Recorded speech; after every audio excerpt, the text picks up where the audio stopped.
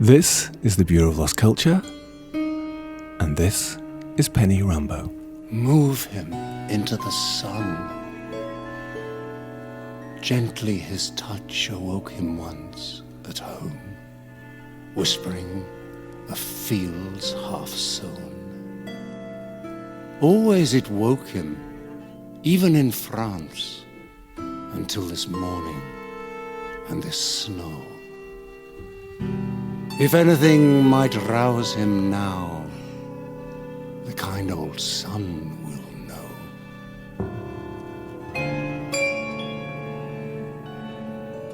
Think how it wakes the seeds, woke once the clays of a cold star. Our limbs so dear achieved, our sides full-nerved, still warm, too hard to stir. Was it for this the clay grew tall? Oh, what made fatuous sunbeams toil to break earth's sleep at all?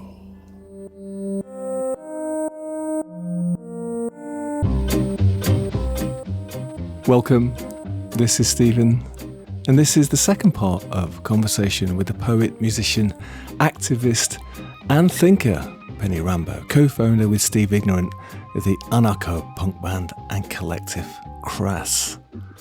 Now, in the first part of our conversation, we dug deep into some of the experiences that shaped Penny's worldview as childhood, particularly coming across a book about Auschwitz. His education, his time at art school, and the questioning that led him towards pacifism, anarchism, and a lifelong suspicion of authority. And we touched on poetry, spirituality, trauma, the moral consequences of violence, all sorts of themes that have run through his work within and beyond music. Now, Penny was born Jeremy Ratter in 1944, and he co-founded Crass from Dial House, an old rambling farmhouse in rural Essex. Now, Dial House is not simply a place to live, but a long-running experiment in collective life. Sort of commune, sort of refuge, creative hub. It was here, where he still lives, that his music, philosophy, artwork, debate and survival have all been entangled down the years. Crass emerged as a band around 1977, but quickly became something much more complex. They sort of functioned as a collective, rejected rock stardom, record industry staff. They released records on their own label, very DIY, played confrontational shows, and used their platform to challenge war, nationalism, consumerism, sexism, and state violence. Their sound was deliberately abrasive, the lyrics quite dense and very uncompromising.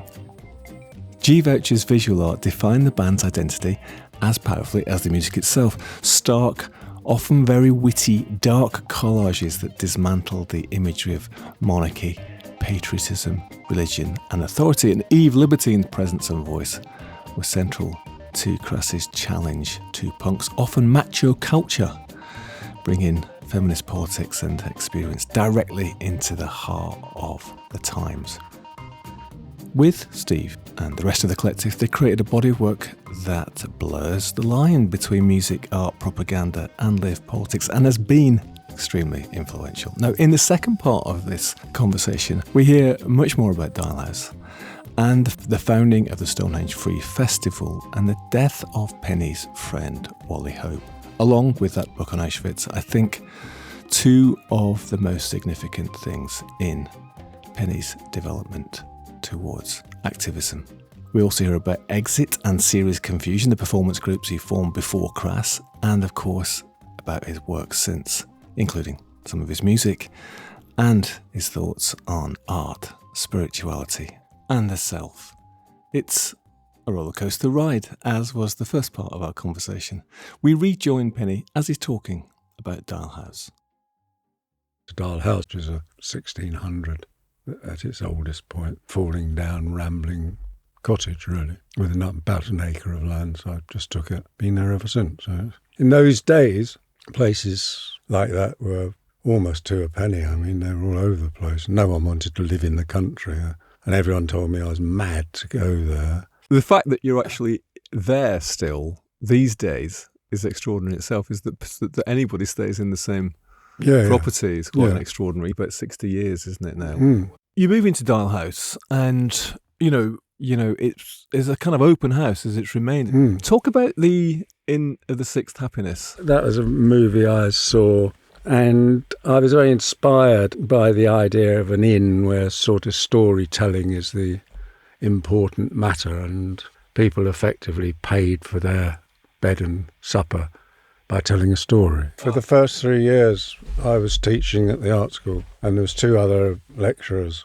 at Dial House. One was a potter and the other was a painter. When I was sort of thrown out, jumped out, withdrawn from the art school, from teaching, I didn't know what to do next. And I had that idea, and I sort of said to the guys, look, I want to get rid of all these individual cupboards. I want to get rid of all this sort of like rotors or anything. I don't want any formalities. I want to take the locks off the doors because I don't want to live locked in a cell, sort of thing. And it was a sort of human experiment, basically, because I didn't know what to do. So the best thing to do was to sort of do nothing and actively make it so nothing did. So after they left, I had a weekend where I just said, come and take whatever you want. I sat for a table and a bed and a cooker, I think, and a book. The place was emptied of all the stuff I had, and there was some beautiful antiques, a collection of old ship clocks and all sorts of stuff. You just gave them anybody who wanted them. Yeah, and it just all disappeared in a weekend. So I was in an empty house. The guys had moved out. How did that feel? Great. I realised I had to get a cat because I was sleeping on the floor because it was semi-derelict. And I got fed up with rats walking over me at night. So I thought, well, the best answer for that's a cat, and it was. Did you feel connected with these wider experiments that were going on? Because didn't know about them. You didn't know about them? Probably after 3 or 4 years, I started realising other people were sort of doing that sort of thing. Early 70s. There's a kind of commune movement, was there? Moving out of the cities. But all of them seemed to have abiding principles, and the one thing I was not going to have was abiding principles. And so basically my thought, having taken the locks off the doors and got rid of everything, was just sit and wait, see what happens. I mean, fundamentally, that's what I've done 54 years or whatever it is, just I sit and wait and see what happens.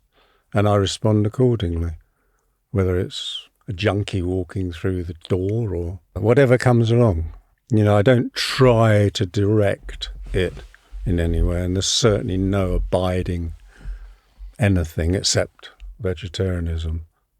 In my case, veganism, but I mean has been a rule in the house. Is that a trust thing, that you just trust in things, or you just trust in yourself or something? Well, I think it's more just an acceptance. Right. Trust seems a bit formal. I mean, I don't actually care, if I want to put it that way. Right. But in the kindliest of ways. I mean, one of my sort of self-commands is that I don't intrude on other people's conflicts in the house, unless I'm asked, So if something's happening and it's all going horribly wrong or something, I don't use my judgment on it unless I'm asked to, and then I'll consider what's going on.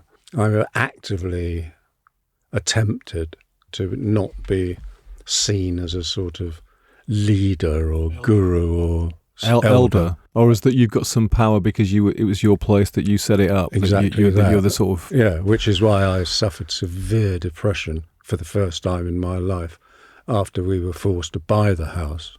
Suddenly I was the owner of something. I wasn't the owner before. I was just in a place, and other people could have and be what they wanted within it. The others had gone, the clocks had gone, the cat's come. You're sitting waiting. Well, what did happen? Well, I had to get work to sort of pay for the sort of, minimal lifestyle I was living. So in summer I used to work on the farm. I was a farmhand, and in winter I became a coalman. Delivery. Both of those jobs were ones I knew would make no requirements of me except my physical strength. And I liked that. There was no philosophy. There was no anything. It was just empty space, and I could happily be in empty space, thinking my thoughts. So what were your thoughts? Well, what was your kind of life of the mind? It was sort of like a sort of glorious emptiness. A bit like I still feel if I'm out chopping wood or doing the lawn. Or there's a beautiful emptiness. Like and a silence. spaciousness? Yeah, a non-existentness. Just being conscious of things being there is enough. Well, actually now, being conscious that they're not there is more to the point. Right, okay. You know, because they're all constructs. But at that time, still thinking that actually there was some sort of form. So you've moved from form to emptiness? Notably after the last 15 years, which I mean, that's what I've been working on continuously. I'm going to park that. I'm going to return to that in a second. But you're at Dial House, you're working in winter as a coalman, in summer as a farmhand, and then people start to come? So I think I was potato picking once, and this young lad came over and said, "Are you Jerry?" which is what I was called then. And I said, "Yeah." He said, "Have you got a place, you know, where people can stay?" And I didn't know him from Adam. And I said, "Well, how do you know about it?" "Oh, someone down the village said." So I said, "Yeah, come and have a look at it." So when I'd finished work, we went down and had a look at it. He said, "Oh, this is lovely. Yeah, I'll come here." I didn't say, "Well, you move in on this condition." I just said, "Okay, so someone wants to be here. That's fine." So he brought his girlfriend along as well, whose name I don't remember. I don't remember his name either. I think they lasted about 6 months or so. And when they left, the girl took all of G's knickers. What were they asking? Yes. What? All right. The thefts at Dial House have been quite interesting. G lost all her knickers quite early on. And then the most nicked book is the Scum Manifesto. I mean, that must have been nicked 4 or 5 times, which I think that's quite interesting. Yeah. And from that, him and his girlfriend, other people started turning up. I mean, I can't tell you from where or why. I was a bloke just standing in the garden once. So I said, you know, went out and said, "What do you want?" He said, "Oh, I'm just hanging around." So, I mean, it was sort of like they'd always been there in a funny sort of way. There was no structure then, so there's you and G. For the first 3 or 4 years, G didn't live there. She lived in another old mansion house about 2 or 3 miles away. And then because, you know, I had to sort of have to lug a mower over to her place or an axe or something or other to do the stuff which needed doing, it became silly, so she moved in. So no structure, no formal kind of rules to this commune. You turn up, you can live there if you like, you can leave when you like, sort yourself out. Did you eat together or did you? Yeah. When did Wally Hope, when did that meeting take place? Oh, yeah. It must have been about 1970s. By then we'd attracted a whole group of sort of young teenagers who had spotted the place from the train, which goes pretty along an embankment above the garden. They'd noticed this strange place with prayer flags and odd things and were fascinated, and they turned up. The rebels of Ongar, 15-year-old, 14-year-old, dope-smoking, looking for something to do sort of people. Very sweet. By the way, for listeners, Ongar is a small town in Essex. And then Wally, Philip Russell, his real name, his guardians lived in Ongar. By that time, he must have been in his 25, 26, I suppose. The first time I ever saw him, we were all sitting in the kitchen looking out to the garden. Then there was suddenly this guy shouting, "Wally, Wally, Wally." And he sort of came up to the window and we all looked out and like that. "Well, Wally, Wally, Wally, watch this sort of thing." And so he went back round behind the outbuilding. And then the next thing we saw, he was walking backwards, sort of drawing something to him. It was in May, I think, around May time. And he was actually pulling a snowstorm. And he pulled it into the garden. And it wasn't a huge snowstorm, but it was snow falling. And it was a warm day in May. And then he just pushed it back again and then came round and sat down and said, "Oh, I'm Wally." And that was it. So that was Penny, hold on a second. So you're saying he was like a weathermonger? Yes, he was a weathermonger, yeah. He pulled the snowstorm into the garden and pushed it out again. He turned up one day. He does this weather working, to which you responded, "Come in," or anyone could come in, so he did. And you connected. I probably thought he was a complete nutter, but I mean, I was open to whatever was going on, and I mean, then this idea of, you know, squatting Stonehenge came up, and I was open to that. I mean, that was really my my role, acceptance. In a way, this is a very significant countercultural moment because the Stonehenge Festival, which begins here at this point with you two, went on for many, many years, didn't it? And became the kind of nexus, the sort of omphalos for so many other things and catalysed the free festival movement. So it was terribly important, and it was a true free festival, not like Glastonbury, which was sort of actually a sort of increasingly commercial thing where they were making quite social demands which almost inevitably led to it being essentially middle class. And Stonehenge was a truly libertarian,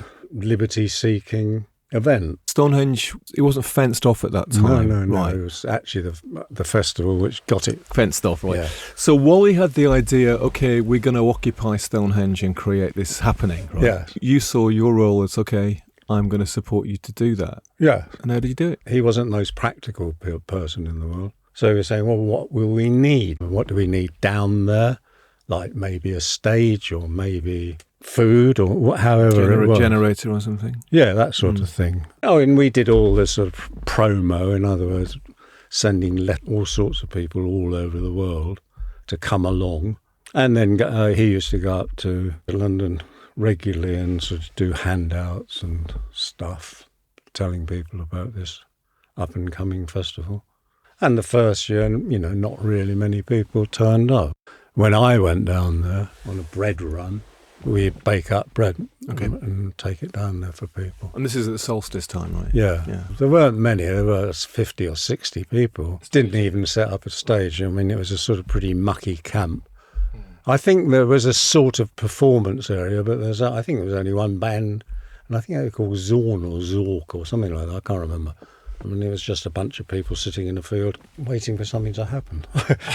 But it started to grow, did it, in subsequent years? Did it go quite? Oh, did it grow quite quickly? It grew very quickly. Yeah, Did the second one was pretty massive, and the second one here was in a mental institution.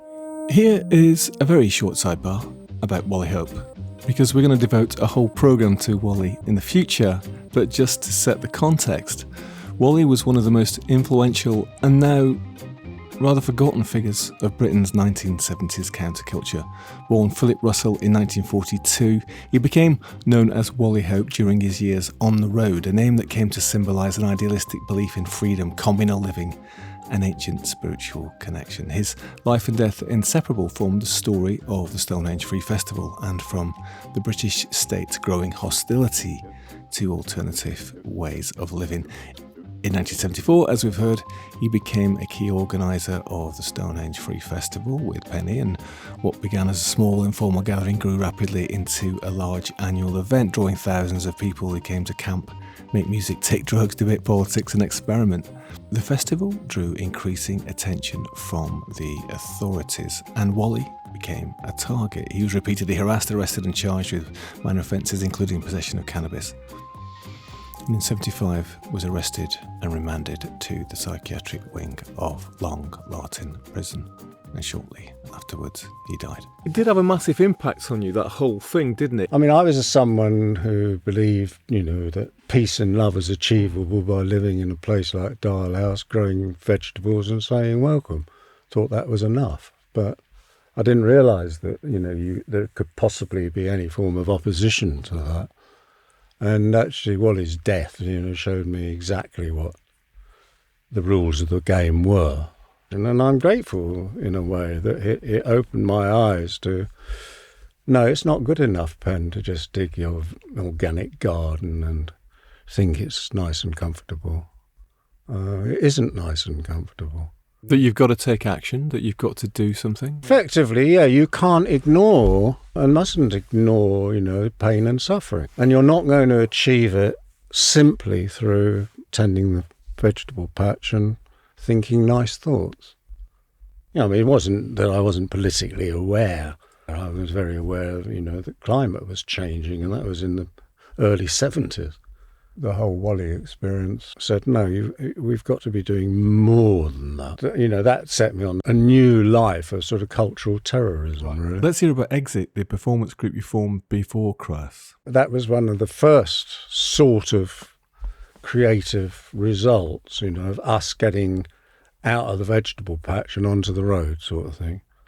And it was completely free form. Anyone could do precisely what they wanted. And a lot of them did precisely what they didn't want. And that's why it worked so well. I mean, again, it was run on a sort of totally laissez-faire framework. And the band was, there were actually initially three sort of players. But I mean, that could expand and did expand to any number. At Brighton, we did a gig with, I think, a 16-piece band, and anyone else who was there and wanted to get on stage and be in the band got up on stage and were being in the band. So it was utterly freeform. Often it was guerrilla. We'd just turn up somewhere, unknown and uninvited, set up and do it, and then go away again. Very often, almost not even noticed, sort of. Certainly no interest was shown in these people making a load of noise in the corner. And it was too avant-garde. People turn off at the avant-garde. It's too much to cope with. I mean, we did a very big festival. It was the ISIS 72. It was International Carnival of Experimental Sound. And it's probably the biggest avant-garde festival that's ever been held.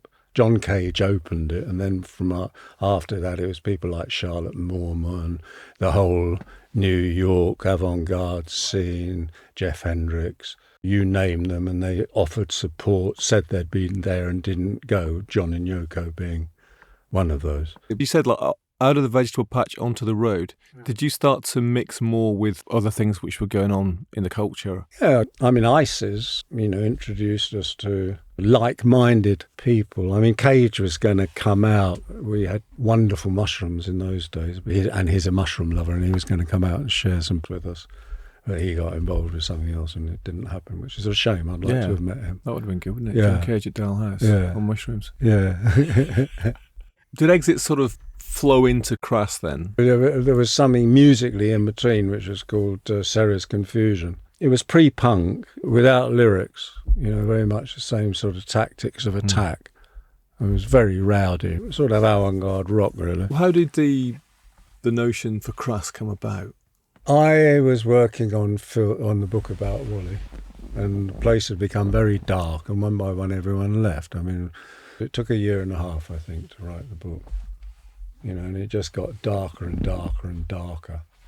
And people were just pissing off, and I don't really blame them, but I mean, I felt a bit left alone. I think G was the last to go. She went off to New York. And then Steve turned up, very young. He was about 16, I think. So he moved in, did he, Steve, then? Yeah, he did move in, but before he moved in, he wanted to start a punk band because he'd seen The Clash in Bristol or something like that. So he'd come back to Dagenham, where he was from, and to see his mates, and none of them, they all told him to piss off and weren't interested. And he knew I'd got a kit, and I said, well, I'll do it. What do you need? And I said, I'll play drums. We were just two pissed off people, and so we started bashing away on the things, and Crass formed. Other people would be calling by, can we join in? And anyone was free to join in. Again, it was very, very informal initially. When we started being taken a little bit seriously, we realised we had to take ourselves a little bit seriously. Because you started playing gigs, you mean? Yeah, the gig started creating interest. I mean, we weren't looking for anything in it. It looked for us. And actually it became increasingly a burden over the 7 years we were on the road. Did it? Yeah, I mean, from... two people are pissed off having fun. I mean, it's the only time in life I was stoned quite a bit, that first year. Yeah, because you weren't really a smoker, were you? No. And acid. No, I didn't do any of that. So I did actually smoke a bit of dope in art school days, which I used for landscape painting. It was fantastic. I mean, I'd go out on my little moped, roll a joint, paint a landscape, and I learnt so much from that. And it was when I started to realise I wasn't learning anything anymore. Right. I stopped. Well, I mean, speed was the drug of the punks, wasn't it? Oh, really? yeah. Well, and actually speed was really what the Purple Hearts. And it was one of the first drugs when I was at art school that started being spoken about. There was no one knew about drugs at all. Right. So the punks were doing speed, but that wasn't really you, was it? Well, when I got into poppers, just because they were fantastic if you were drumming. I mean, drumming on poppers is quite extraordinary. Extraordinarily fast, isn't it? Well, it's just like you're going upwards rather than along sort of thing. I just really enjoyed it. I just crucified myself on it, and I think it was the second Roxy gig we did. I mean, it was just chaotic. I passed out on Oxford Street or Tottenham Court Road station, was either kicked under or rolled under chairs. And when I came round, because someone, the underground wasn't running anymore and they were cleaning up, I was part of what they were cleaning up, and I'd been mugged as well. My coat had gone, all my money had gone, and I didn't know where the fuck I was.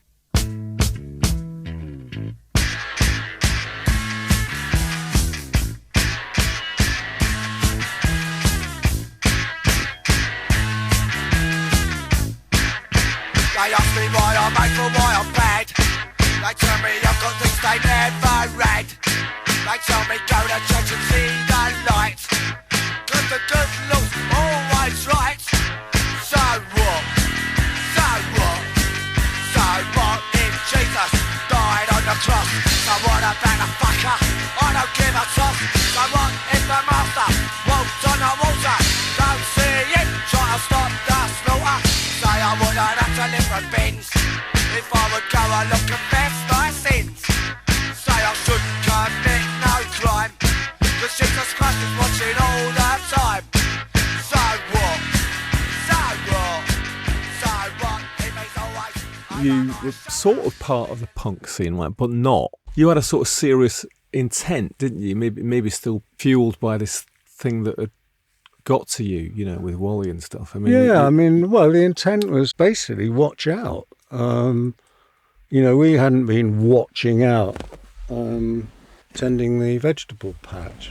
So don't think you get away with it sort of message. In which case, organise somehow, get ready, wake up, all of those things. And it had no relationship to what was called punk at the time. We weren't a rock and roll band. We weren't part of the music business. We weren't going to become a rock and roll band, and we weren't going to become part of the music business. And all those bands like Clash and Pistols, it was a commercial thing. It doesn't mean that there wasn't some value in bits and pieces of it, but it had absolutely nothing to do with what people now call the punk movement. The punk movement is dominated by anarchistic thought, which I don't regard myself as an anarchist. Yeah, well, Crass were always called an anarcho-punk band, weren't they? Part of that was the manner in which the music business and the music media was able to separate us. I resented that. I wanted to go in at the level the Pistols were there and do a takeover, which actually in a way we did, but not on the terms I wanted. I wanted to be on the terms of we'll be up there and we'll hold that voice and we'll have that effect. And I don't think I'm being arrogant in saying that I think that Crass and the people we work with, was one of the most powerful counterculture movements ever, on a par with Dada. And it still hasn't yet been fully acknowledged. It will be, I know it will be in time, because it's slowly more and more people are beginning to understand. The impact that Crass had over the, 7 years is quite a long time for a band. Here we are, 50 years later. Yeah, right. Well, precisely. You made a lot of records and you made them yourself. Yeah. Right? That was the super important part of it all, wasn't it? Is that not being part of the music business. Really taking that punk DIY ethos all the way through. And refusing all of the offers. Refusing the offers, that was it, because it's all right doing a 7-inch flexi disc DIY, but then with the hope that actually you're going to get signed by a big label. Yeah, but that was not your agenda, was it? No, absolutely not. One occasion we did go along, it was Jimmy Purce's manager, I can't remember what his name was anyway, but he wanted to do a deal, so we thought, let's go along and just see, what these guys are about. And it was just full of bullshit, like he got phone calls whilst we were there. Oh, no, we'll do the deal. We'll get the Has it got a swimming pool? No, go. Really, it was that sort of banal. Like trying to set us up. And he was probably speaking to the guy or no one at all. Receptionist, yeah, precisely. Right. You got other off, did you, along the way? Yeah, it just made no sense. I mean, it wasn't... So you're doing these quite abrasive Dadaist performances, right? Mm. Not tune-based. You weren't doing Holidays in the Sun. You were doing songs. Much more on an operatic level where the music reflects or the sounds reflect and magnify the lyrics. Actually far closer to modern rap than traditional rock and roll melodies sort of thing. But then, of course, the other massive part of it was the message in terms of the graphics, the art associated with it. That definitely set Crass apart and still does, doesn't it? Well, she got to hear about Steve and myself, and we'd done one or two gigs. Other people had joined. She thought, well, gosh, this sounds interesting. So she came back. She left New York, where she'd been for 2, maybe even 3 years. Said, well, I'll do the artwork if you like, and help. She'd sort of help manage things as well for a while, like if we were getting gigs or that sort of stuff. She did most of the artworks, and I did quite a lot of the graphics. I mean, within all the chaos of it, 1 or 2 people within the band knew precisely what they were doing, and I was one of them. G was another. Initially, I said to Steve, I'm not going to write any of the lyrics. I don't want to be involved on that level. It was going to be left to him, but actually he really stopped writing after the first album. He did a little bit more, and increasingly that burden, if it's a burden, which it was actually at times, of the songwriting was down to me. And when you said that you had a very clear sense of purpose, what was that? Very quickly realising that what had started off as a laugh could have very serious consequences. I suppose that's what we set out to do. I mean, I was having to look at my own world in a very different way, because I was opening it up beyond the boundaries that I had initially created that way of life. I mean, having an unlocked door is one thing if there's nothing to worry about, but suddenly having an unlocked door was a potentially dangerous thing to be doing. Well, especially if you define yourself as a cultural terrorist. Yeah, and I still do so. Towards the end, we were recognising our revolutionary potential within the band. We'd done things like Stop the City, which were very effective, sometimes quite violent. And we had got a big thing planned. We were going to march to anything attached to the nuclear programme across Britain, starting at Windscale or whatever it's called now. It was going round, in the underground.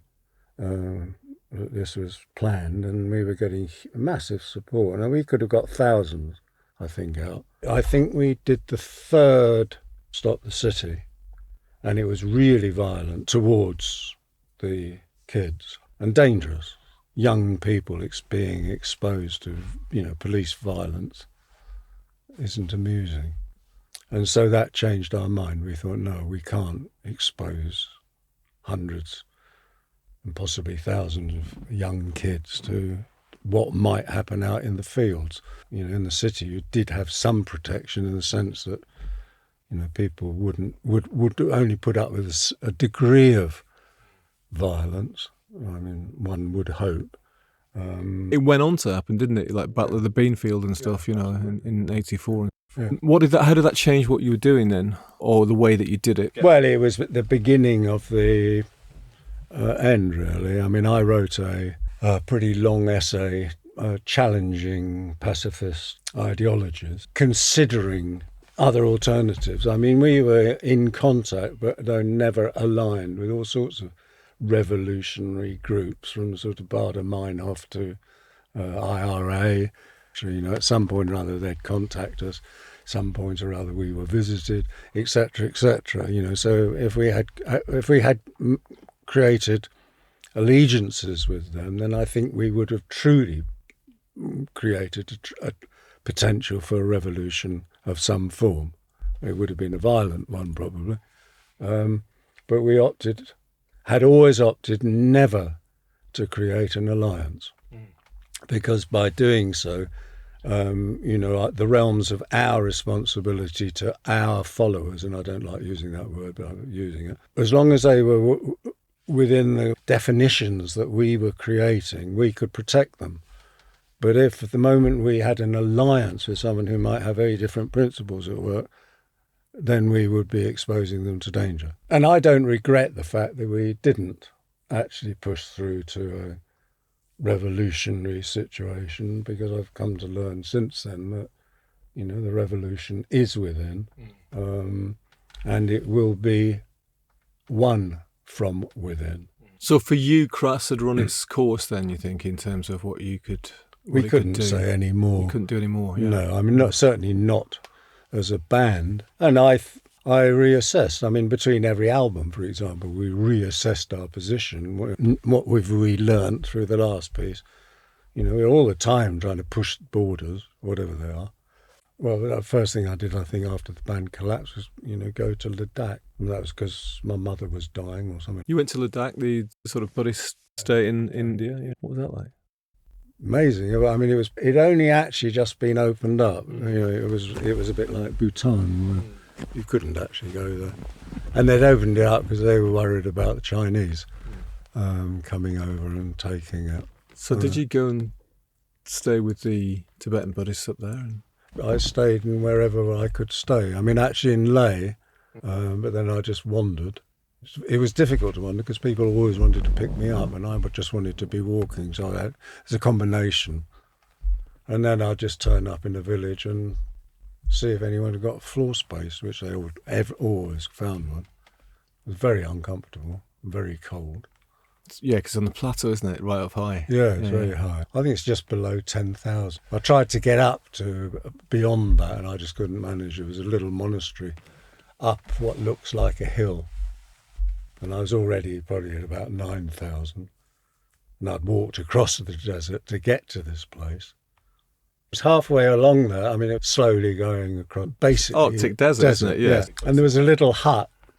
And inside it, all the walls were lined with cherry cake. And don't know how long they'd been there. And so I bought one and headed on. And I mean, weird. I mean, it wasn't any sort of habitation. It was just a hut with cherry cake. It sounds like a dream, doesn't it? Yes, it does. Yeah. Dream, isn't it? So your mum was dying, and then Crass has ended. So there's a lot of stuff going on. So this was a break, was it? You're going to go to Ladakh. I was going to get in line with the monks, who I pretty quickly began to rather dislike, because of their elitism. And it seemed to me they were sort of rather getting it right for themselves and not really attending to the job. I dreamed a kind Jesus fouled the big gun gears and caused a permanent stoppage in all bolts, and buckled with a smile Mausers and Colts, and rusted every bayonet with his tears. And there were no more bombs of ours or theirs, not even an old flintlock, nor even a pike-hole. But God was vexed and gave all power to Michael. And when I awoke, he'd seen to our repairs.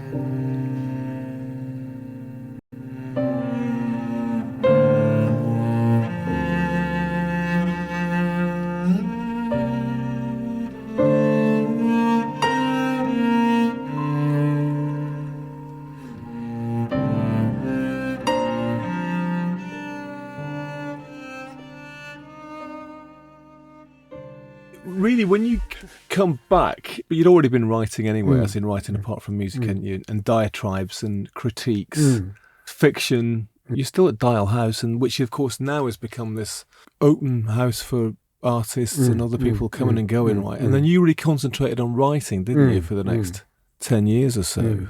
Well, I mean, writing's always been my thing. But yeah, I mean, I wrote 3 or 4 novels, a few plays, masses of poetry, essays, all sorts, yeah. Didn't do much performance or anything during that period up until beginning of the century, slightly less than 20 years. I was looking for some sort of sense within the nonsense of everything that had happened so far. Increasingly knowing what I'd already exposed to myself years and years before, that the truth is always within, and to look out from that is actually will destroy your ability to see from within. So your writing and your work then became that, trying to find out what it was? Yeah, basically, that sort of thing. I mean, that was part of where I was trying to get to, and I did it in all sorts of different ways. And you do start performing again, Crass Collective, in the way that you perform now, more like, where actually it combines your poetry with different instrumentation setups. But I wanted to forward to about 2008, 2009, because you said to me before that 15 years ago, something changed in terms of form becoming emptiness. Was it a sea change or something that changed in you? Well, I had my heart attack. That was after I began that distinct journey. I mean, I had a bad relationship, tricked or seduced or fooled myself into a sort of 3-year relationship with a woman quite a lot younger than myself. It just sort of really ate me away. I fooled myself into thinking we were on a spiritual path together to probably feed my sexual appetite. It was a perfect midlife crisis thing. The midlife crisis is thinking, I'm not going to be able to manage this much longer. Stupid thinking. I came out of it wrecked, sort of... you mean heartbroken wrecked? More physically destroyed. And it was a real sort of journey into the material world that I'd so actively rejected. In terms of the sensuality of it? Or in terms of the everythingality of it. Okay. How so? I mean, in what way? Because my other relationships, they were just what happened. There was no seduction involved. And I should point out here that, G and myself were in a physical relationship until about the time of Wally's death. And when she went to New York, she was quite possibly going to be leaving forever. I then got into a relationship with Eve, who was the lead singer of Crass, lead female singer. Yeah, so I mean, people don't ever sort of know about that because I don't talk about it very often. But, she was my lover and remains in that, still now. And she's the sort of unspoken part of my life, actually. Partly because she absolutely insisted that I never, ever spoke about her. Why do you think she didn't want you to speak about her? I don't know, because she's a very secret person, I think. Not in an unpleasant way. She just she doesn't think things are anyone else's business. Fair enough. She keeps herself very much outside of it. Sometimes, to me, quite annoyingly so, because I so admire her work. Wonderful vocalist, fantastic writer, bloody good artist. But, she's happy just within her own world. That's very beautiful. I commend her for that. So this 3-year relationship interrupted that, did it? Or? Oh, yeah. Totally fucked it. And I bumped into her, actually, at Southern Studios, where I was doing some mastering or mixing or something like that. And I hadn't seen her for that period. And she just, looked at me and said, "You're not the same person. You're ruined." I was really ill. I was losing my sight. I had sort of cancers. I was just fucked. And I had to start rebuilding. The one thing that was good about that relationship is that I was thrown out, because it was the first time I'd actually realised I had to stand on my own 2 feet. I've been in a relationship since I was 14 or something. Always there was a woman by my side, and suddenly there wasn't. And actually that was so liberating, and I wanted it to hold. I mean, I was seeing Eve every so often. We'd just go out and have coffee because we were old lovers, old friends, and certainly that, we weren't going to try and replicate what we had before. But I started just really seriously looking at the things that in the past I just played with, like Zen or Taoism. So I started, reading more and meditating a bit. And one morning I woke up absolutely full of joy, and I'd never felt anything like that sort of joy before. I realised I was free from that bad relationship. I wasn't heartbroken, I was just bewildered, I think, when it all fell apart. And I coped by actually looking seriously at all the elements of my life, which I realised I'd only just cherry-picked. I'd cherry-picked Zen for what was comfortable for me. I'd cherry-picked guerrilla anarchism, because none of them ultimately were utterly fulfilling. I woke up one morning feeling this real sense of joy, and it was a true Satori sort of thing. And then I became suspicious. I thought, you're just fooling yourself again, Pat. So I booked in for a retreat to test myself. It was a 10-day silent retreat. And I turned up and just basically meditated for 10 days. I would tease myself to see what would make me budge. So I'd go through thinking of, my sex with the woman who I'd been with her, really trying to get something, whoa, that was good, or, trying to get something out of it, and there was nothing there. You mean to provoke yourself, provoke some strong reaction or some strong emotion? Totally. I wanted to see that joy I'd woken was real, and I felt conclusively at the end of the 10 days that it was, and that something had happened. So then I effectively formalised that. From that moment on, I've meditated every day for, which was probably 10, 12 years ago, until I got COVID.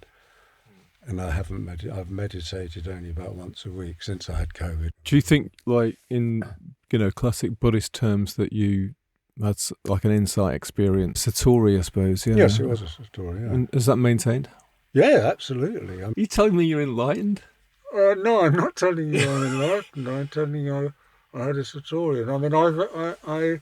The Buddhists refer to the Bodhisattva, and the Bodhisattva is someone who might be enlightened, but who make the choice, as long as there's suffering in the world, I will not accept my enlightenment.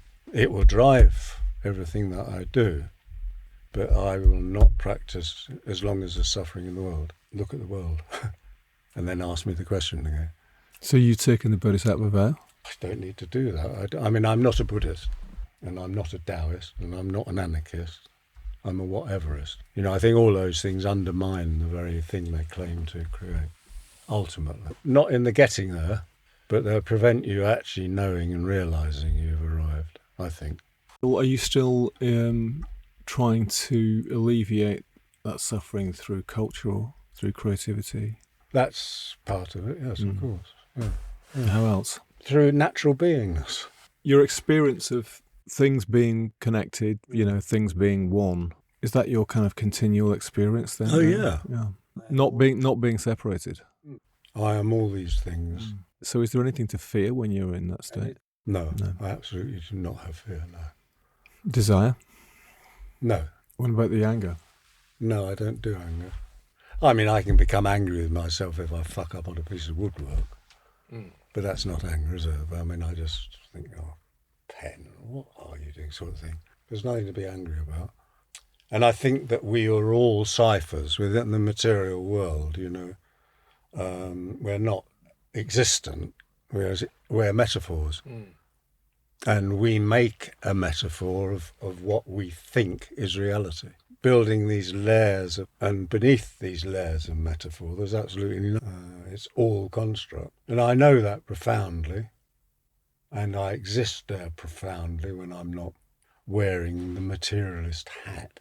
I am all these things. All these things am I. I don't think it, and I don't need to know it. I am the wood that's chopping itself. I don't think or anything when I chop, or bread make. I'm not there. I am the bread, or I am the wood, or the wood is I. And I can't pull apart in any place or anywhere except in making material out of wind. Music, I suppose, is a metaphor, isn't it? In the moment, the music's created and then where is it? I mean, I'm not talking about recording. And it's why, true art is actually, it cannot be removed from that moment. Professional or, commercial or stuff that's being done within the material world for the material world has got nothing at all to do with art. Introduce me to a professional artist and you'll be introducing me to a sham, a bit like a professional healer. Their main interest is themselves. That's not healing. No reward, no service. We so easily can be seduced into playing that sham, the self, that which exists beyond the ego construct which we imagine as the self. The self actually is a metaphor for emptiness. I wrote a song of birdsong, and warm feathers fell like snow from leaden skies, and made me a bed for the night. And there I wrote a song of myself. I wrote a song of myself, but could not find a name, nor even the sound of my own voice.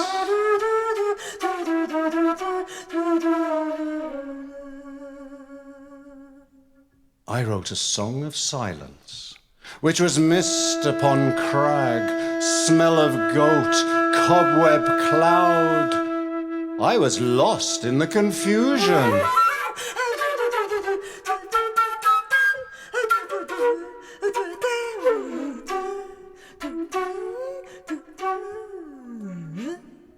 I wrote a song of the earth, yet even as I ran from the landslide, clinging the soil weighed down my boots. But why alone?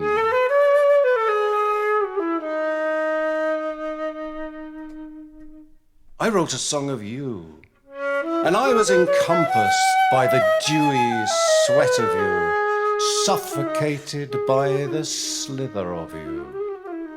You whispered your name, and I took it as a sigh. I wrote a song of sorrow, and holding your ears, you spat away my tears, and they fell as confetti of falsehood. Why then? I wrote a song of heart, which was not mockery, but you ran for my darkness, and far, far away, I heard the radio play. A Bojangle me baby, let the good times roll, let the good times roll, let the good times roll. Bojangle me baby, let the good times roll, let the good times roll, let the good times roll, oh let the good times roll, let the good times roll, oh let the good times roll, let the good times roll, oh let the good times roll, oh let the good times roll. A Bojangle me baby, let the good times roll.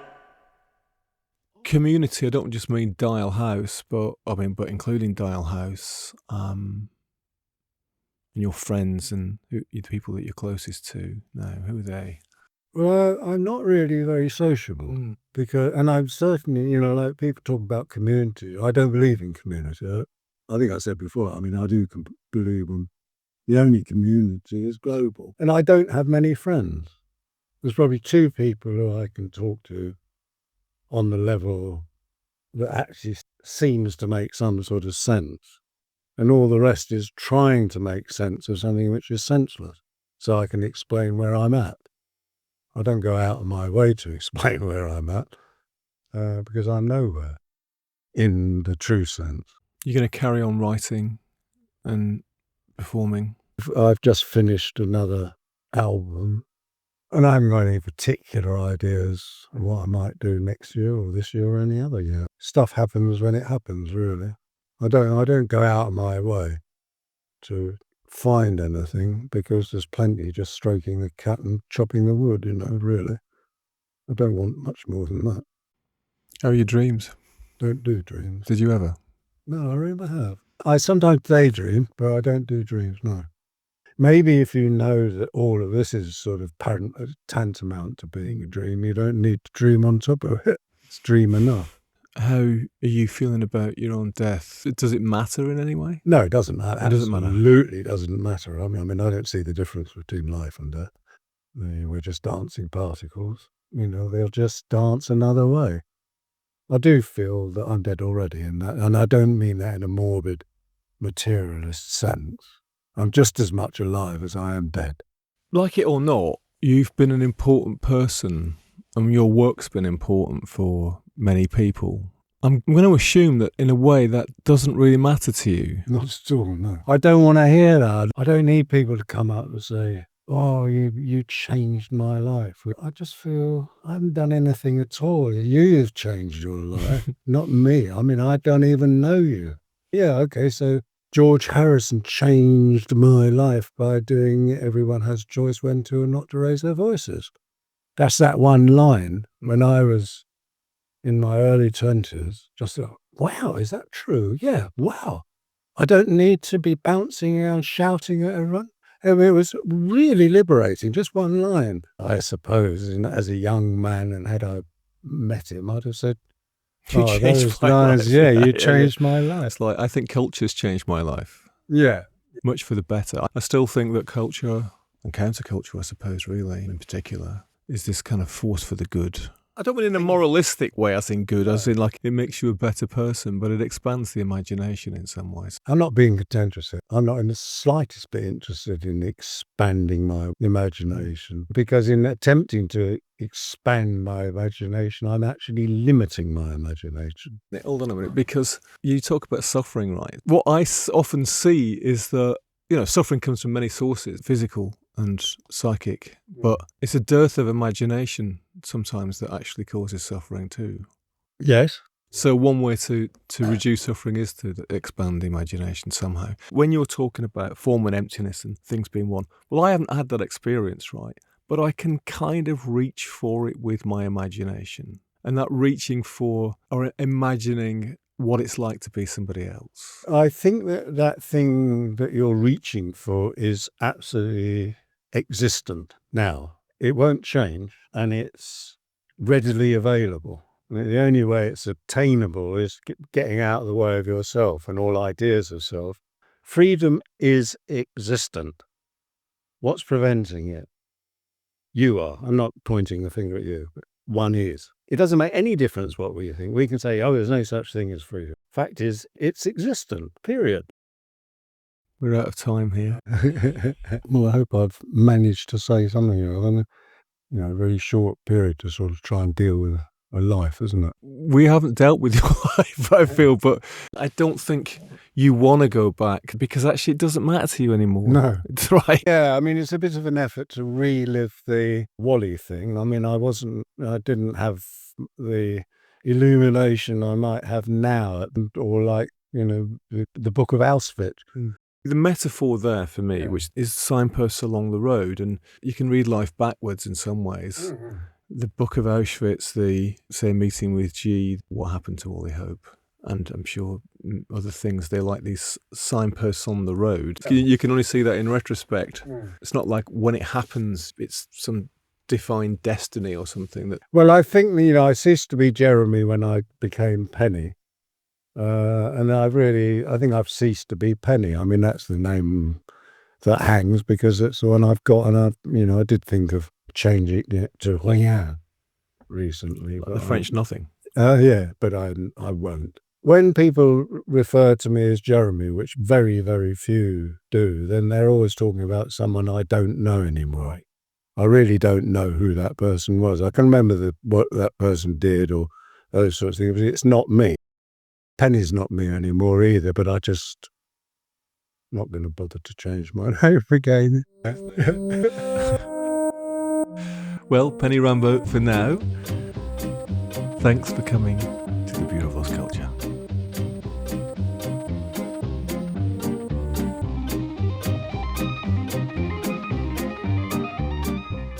There you have it.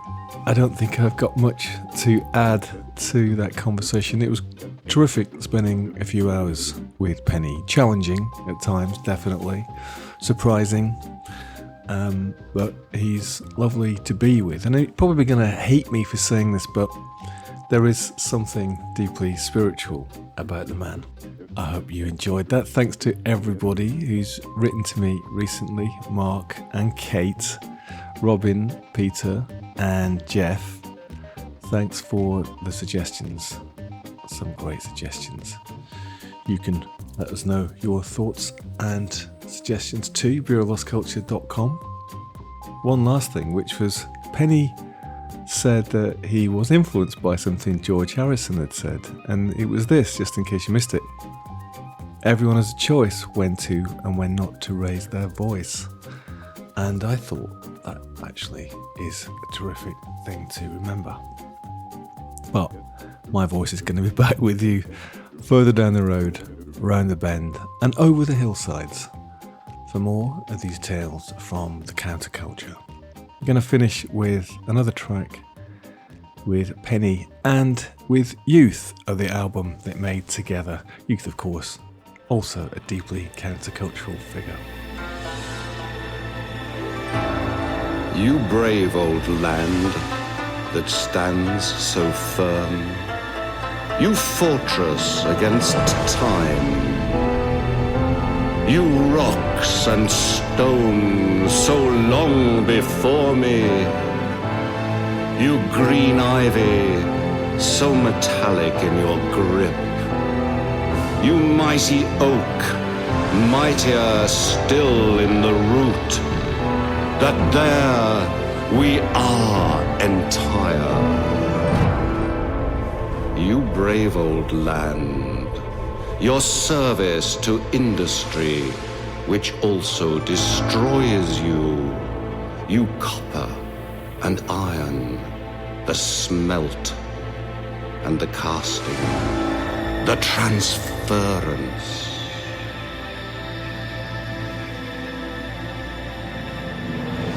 And in valleys lost beneath woodland, chimneys haunt the moment, where once hunting knives were crafted, yet still remind of clogged feet and a calling.